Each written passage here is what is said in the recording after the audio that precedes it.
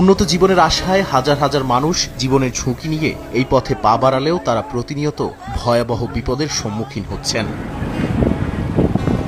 এরই ধারাবাহিকতায় জাতিসংঘের অভিবাসন সংস্থা IOM জানায়, উত্তর পশ্চিম লিবিয়ার আল জাওইয়া শহর থেকে যাত্রা শুরু করা রাবারের নৌকায় ৫৫ জন যাত্রী ছিলেন, যাদের মধ্যে ২ শিশুও ছিল।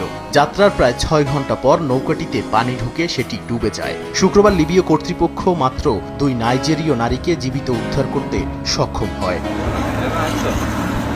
IOM জানায়, ২০২৬ সালে এখন পর্যন্ত লিবিয়া থেকে ইউরোপে যাওয়ার পথে প্রায় ৫০০ অভিবাসী মৃত বা নিখোঁজ হয়েছেন। শুধু জানুয়ারিতেই বেশ কয়েকটি নৌকাডুবিতে অন্তত ৩৭৫ জনের মৃত্যু বা নিখোঁজের তথ্য পাওয়া গেছে। প্রকৃত সংখ্যা আরও বেশি হতে পারে বলে আশঙ্কা সংস্থাটির। বেঁচে যাওয়া ২ নারী জানান, একজন তার স্বামীকে হারিয়েছেন, অন্যজন এই দুর্ঘটনায় তার ২ শিশুকে হারিয়েছেন। IOM এর দল তাদের জরুরি চিকিৎসা সহায়তা দিয়েছে। সংস্থাটি বলছে, শীতকালীন প্রতিকূল আবহাওয়া ও অনিরাপদ নৌযানের কারণে ভূমধ্যসাগর পাড়ি দিতে গিয়ে ঝুঁকি বহুগুণ বেড়ে যায়। গাদ্দাফি সরকারের পতনের পর থেকে লিবিয়া ইউরোপগামী অভিবাসীদের প্রধান ট্রানজিট পয়েন্টে পরিণত হয়েছে।